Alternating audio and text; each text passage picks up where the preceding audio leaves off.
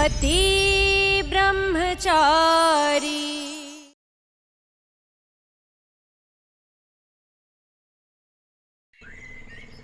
सरला, दूल्हा दुल्हन को अकेले आशीर्वाद देगी? तेरा पति कहाँ है?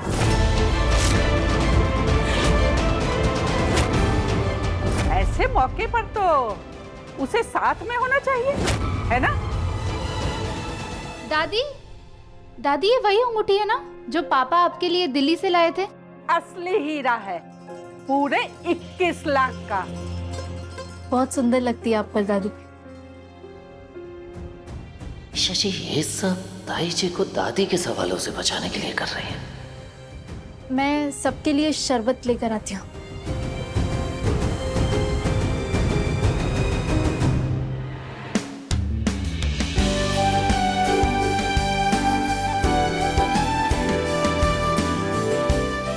पापा,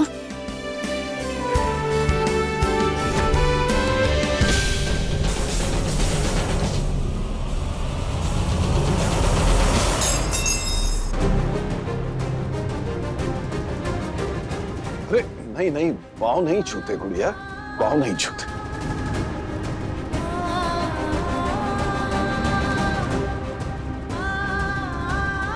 उठ गई मेरी गुड़िया।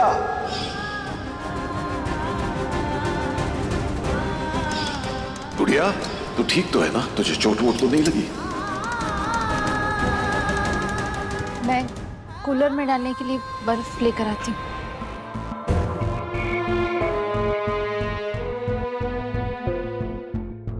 मुझे ऊपर से देखते सख्त है, दिल के बुरे नहीं है।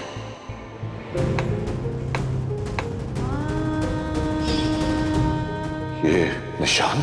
मरहम या कोई क्रीम लगाओ ऐसे।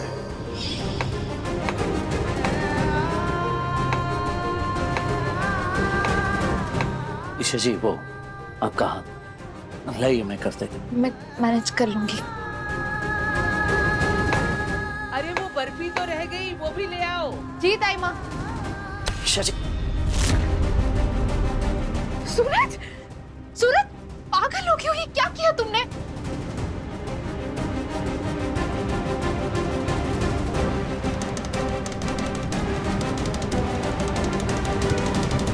लग गई ना?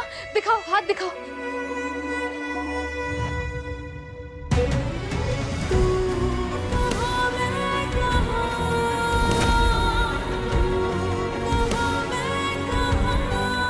बहुत ड्यूटी निभा ली तुमने, अब मैं तुम्हारी जिम्मेदारी नहीं हूं।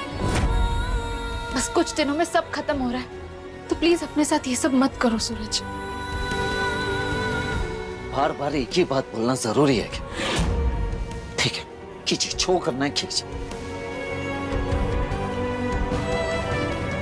बार बार खुद को याद दिलाना ही पड़ेगा ना, क्योंकि तुम तो बोलोगे नहीं कि ईशा रुक जाओ।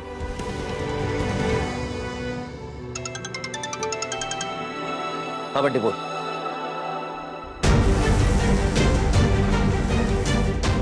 क्या हुआ?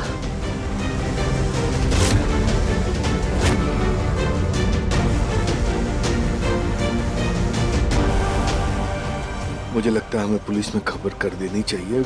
नहीं देवर्जी, नहीं। मैं फोन कर रहा हूँ। नहीं देवर्जी, नहीं, बदनामी होगी। हिम्मत कैसे हुई मेरी माँ को निशाना बनाने की? वो आदमी मेरी माँ के मुंह पे थूक के चला गया, ऐसे तूने सोचा भी कैसे? और खबरदार अगर तूने ये कहा कि ये रिश्ता तोड़वाने की चाल थी, अपनी चाल में अपने परिवार वालों को शामिल कर, मेरे घर वालों पे गाज कराने की जरूरत नहीं है।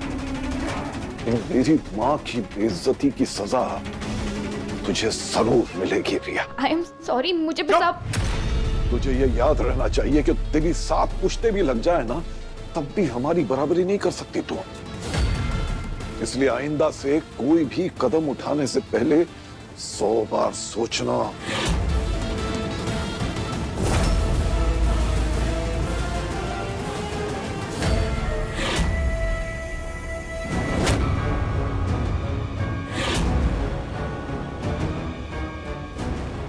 पापा, आप रिया को किस बात के लिए वार्न कर रहे थे?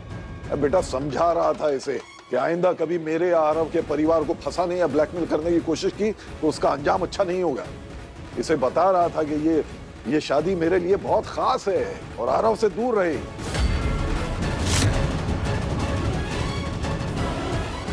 कहीं ईशा को मुझ पे शक तो नहीं हो गया ना? पापा मैं समझ नहीं पा रही हूँ, आप जो भी कर रहे हैं ये सच है या इस शादी के पीछे भी आपका कोई मकसद छुपा? ईशा बेटा, तू जानती है कि गुलाब सिंह जो भी करता है डंके की चोट पे करता है, पर्दे के पीछे छुपकर कुछ नहीं करता।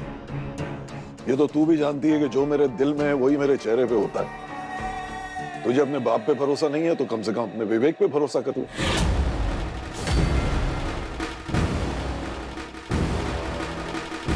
शायद बेटे की खुशी के आगे पापा ने खुद को बदल देना सही समझा हो, वजह जो भी हो, पर मैं खुश हूँ कि पापा इस शादी के लिए मान गए।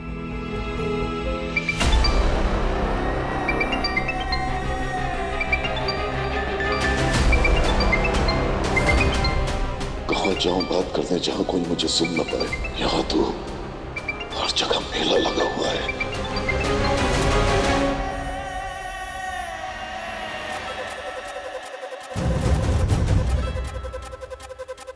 क्यों फोन किया? जल्दी बोलो। कावेरी जी काबू के बाहर हो गई है। इन्हें संभालना हमारे बस का नहीं है अब।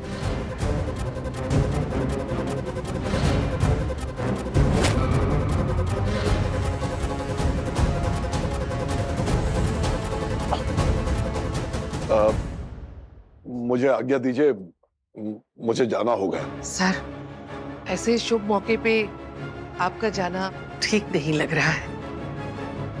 मुझे जाना ही होगा। अगर मैं वहां नहीं पहुंचा तो शायद ये शादी रुक ना जाए। ये शादी होगी तभी तो ईशा की शादी टूटेगी। मन्नत है, इसलिए जाना जरूरी है। बेटे के फंक्शन से ऐसे बीच में जा रहा हूं तो आप लोगों को लग रहा होगा कि शायद मैं इस शादी से खुश नहीं हूं। ऐसा नहीं है। इसी गलतफहमी को दूर करने के लिए ही मैं यहाँ आया था। असल में जब आरव व्हीलचेयर पे था तो मैंने एक मन्नत मांगी थी कि जब मेरा बेटा अपने पैरों पर खड़ा हो जाएगा तो उसकी सबसे बड़ी खुशी वाले दिन मैं भगवान के मंदिर जाऊंगा, बिना रुके नंगे पांव 1008 बार मंदिर की परिक्रमा करूंगा। मुझे वो मन्नत पूरी करनी है, इसलिए मुझे जाने दीजिए। मेरे बेटे की जिंदगी खुशियां बनी रहे, उसके लिए इस मन्नत का उद्यापन करना बहुत जरूरी है। प्लीज।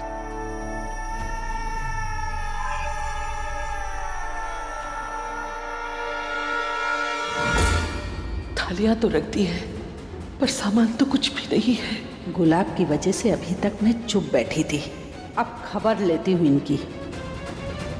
सरला, शादी की तैयारियों में कोई कमी रह गई क्या, जो तिलक लगाने में इतनी देर हो रही है, या फिर से मेरी बेइज्जती करने का मन बना रही है?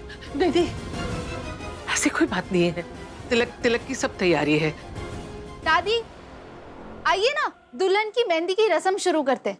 जब तक दुल्हन और बाकी सब मेहंदी लगाएंगे तब तक ताईमा तिलक की तैयारी शुरू कर लेंगी। हाँ, बिल्कुल सही कह रही है।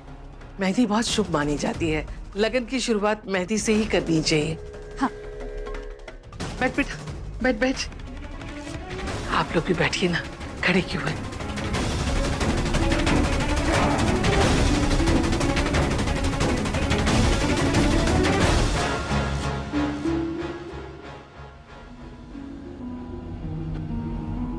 ईशा भाभी, वॉशिंग मशीन का कुछ पता लगा क्या? काव्या, सूरज कोई ना कोई रास्ता ढूंढ निकालेगा। तुम टेंशन मत लो, मेहंदी एंजॉय करो।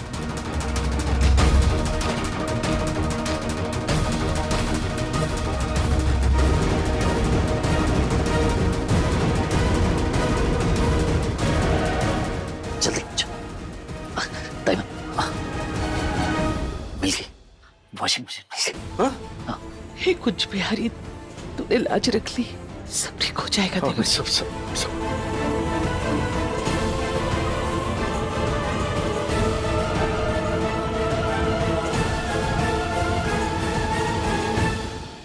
अच्छा, ये सेंटर में ना आरव लिखना और फिर उसे डिजाइन से छुपा देना। ईशा भाभी, आप ही सूरज भैया के नाम की मेहंदी लगाओ ना।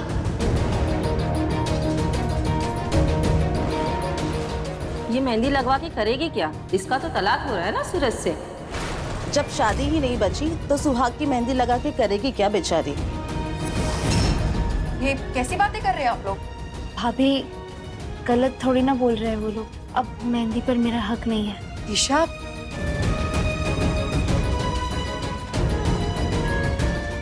आपको मेहंदी नहीं लगवानी है मत लगाइए, लेकिन मैं तो लगाऊंगा।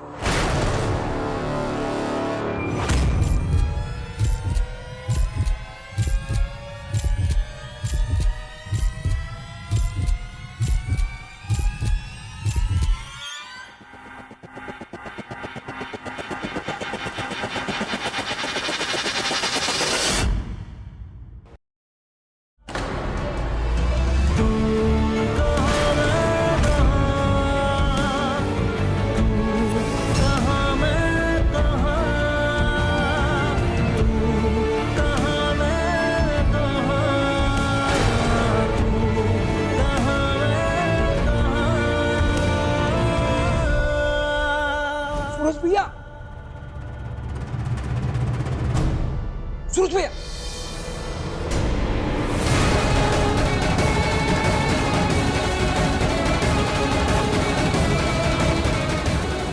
कुछ भैया, चलो चलो उठाओ, चलो चलो उठाओ।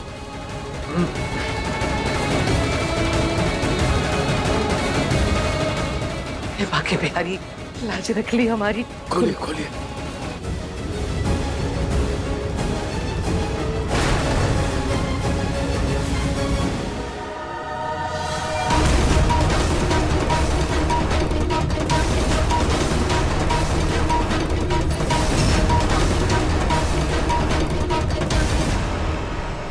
क्या इसमें गहने और पैसे कुछ भी नहीं है। मैं कहा गया, इसी में तो रखा था ना हमने।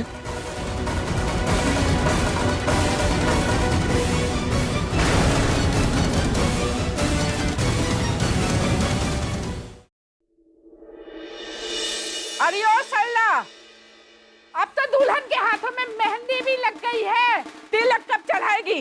या तो साफ साफ कह दे कि तुम भिखमंगों के पास अपनी बेटी को देने के लिए कुछ भी नहीं है।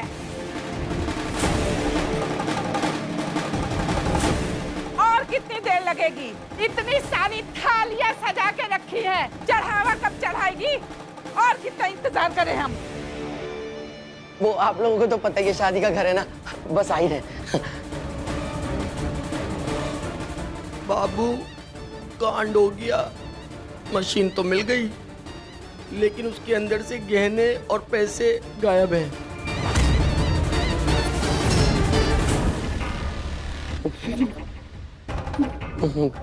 तू चक्कर खा के मन गिर जाना बस।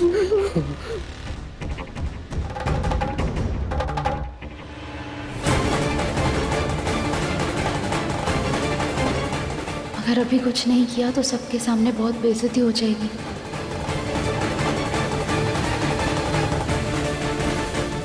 दादी, दादी, अनुराग भैया और आरव का इंतजार कर रहे हैं, वो आ जाएंगे फिर हम रस्म शुरू कर देते हैं। हाँ?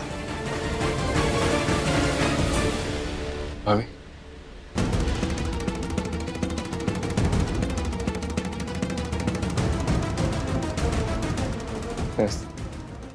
नमस्ते नमस्ते। आइए आइए आइए आइए। भगवान हमारे पोतों को लंबी उम्र दे। लो आ गए।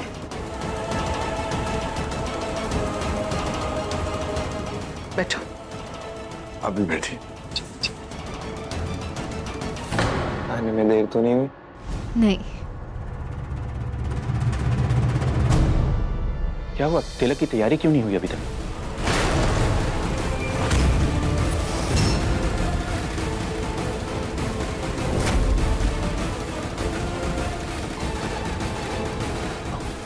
बस दादी, 1 मिनट। टाइम आइए ना।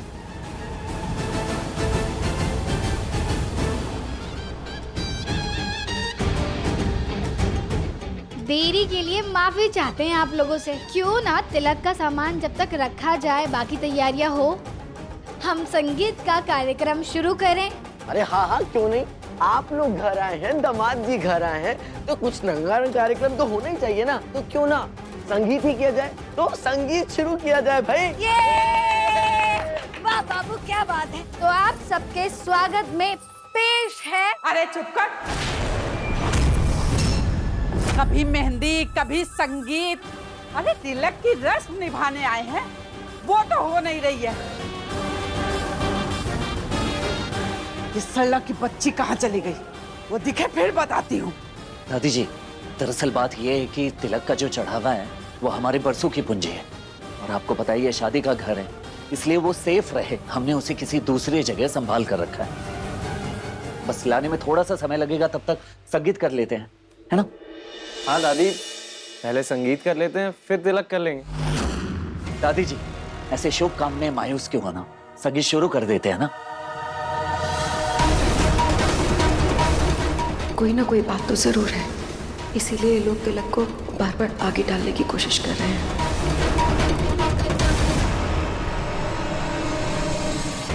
ठीक। तो संगीत की महफिल लूटने आ रही है एक खट्टी मीठी जोड़ी, यानी सास बहू की जोड़ी, यानी हमारी मम्मी जी और हमारी चुई मुई। मेरा मतलब है कि ईशा देवरानी जी और मैं।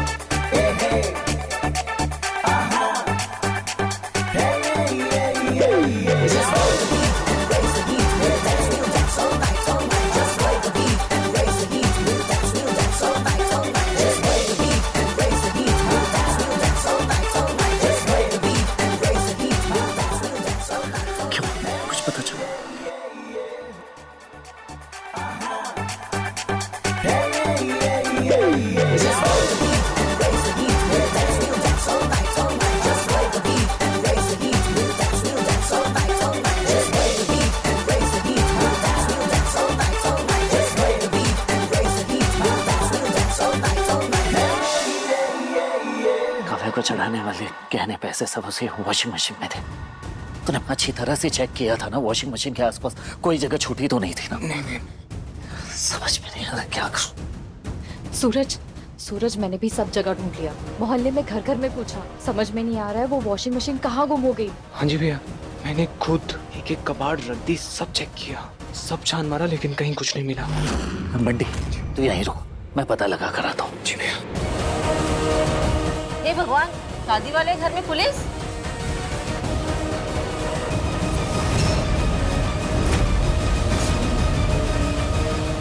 लगता है इनके गुंडे बेटे ने फिर से कोई कांड कर दिया है।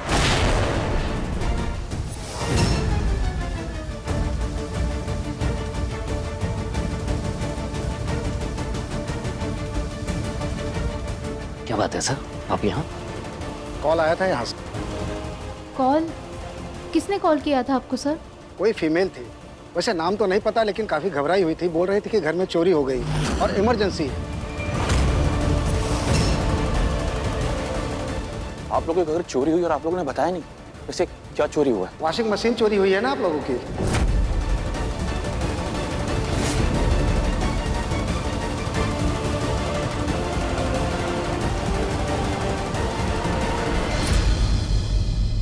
बाबू, ये मम्मी मुझे ऐसे क्यों देख रही थी? मेरी आवाज लड़कियों जैसी थोड़ी है। मैं थोड़ी फोन करूंगी, अरे मतलब करूंगा।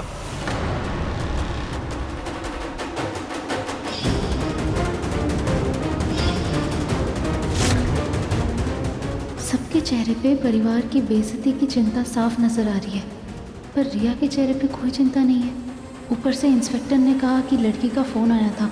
मेरा दिल कह रहा है इस सब के पीछे रिया ही है। ये बात बिल्कुल सही है सब, वॉशिंग मशीन चोरी हो गई थी, लेकिन अब वो मिल गई है। वो दिखिए सब, वो रहे। यहाँ आने के लिए बहुत बहुत शुक्रिया, धन्यवाद। राम राम राम।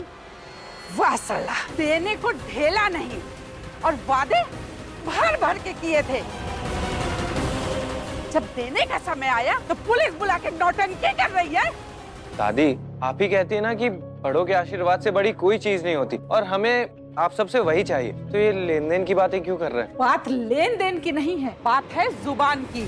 क्यों सरला, तूने जुबान दी थी ना कि सारी पूंजी बेचकर सोने का सेट, 2 लाख रुपए नगद और लड़के के परिवार वालों को चांदी के ग्लास देगी। जब देने की बारी आई तो हाथ पांव फूल गए तेरे। बस दादी, माना कि हम लड़की वाले हैं, पर हमारी भी उतनी इज्जत है समाज में जितनी आपकी। ये लोग अपनी जिंदगी की सारी कमाई अपनी बेटी पे लुटाने को तैयार है और आप इन्हें ही सुना रही है। भूल गई आप, मुझे विदा करते वक्त मेरे गहने भी उतरवा दिए थे आपने। बड़े बड़े घरों में हमेशा छोटे दिल वाले रहते हैं और छोटे घरों में बड़े दिल वाले। ताइमा ने अपनी जिंदगी भर की कमाई से गहने, पैसे, तोहफे जोड़े थे, लेकिन वो सब कुछ हमने मशीन में रखा था। मशीन चोरी होने के साथ साथ सारा सामान भी चला गया। मशीन तो जैसे तैसे मिली हमें, पर वो गहने और पैसों का थैला नहीं मिला हमें। ऐसी बात थी तो आप लोगों ने रिपोर्ट क्यों नहीं की? बेइज्जती के डर से। अगर हम रिपोर्ट लिखवाते या सच बताते इन्हें, तो भी बदले में हमें बदनामी और बेइज्जती ही मिलती। सच छुपा के तो फूल बरसने लगे ना। इंस्पेक्टर साहब, वो सामान सिर्फ गहने और जेवर नहीं थे, वो हमारे घर की इज्जत थी। मैं आपसे हाथ जोड़ के विनती करता हूँ कि उसे ढूंढने में आप हमारी मदद करें, ताकि एक बेटी का बाप उसके ससुराल वालों से नजरें मिला सके। लेकिन जो खोए हुए गहने और पैसे मिलना बहुत मुश्किल है। आज तक ऐसा नहीं हुआ कि खोए हुए गहने मिल गया, लेकिन इंस्पेक्टर साहब आप कोशिश करिएगा। देखिए, हम अपनी तरफ से पूरी कोशिश करेंगे। जो भी गहने चोरी हुए हैं उसकी पूरी लिस्ट और कुछ फोटोग्राफ हमारे पास भेज दीजिएगा।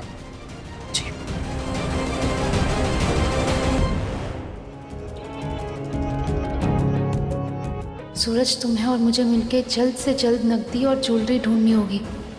काव्या की शादी में हम कोई भी कमी नहीं रहने दे सकते।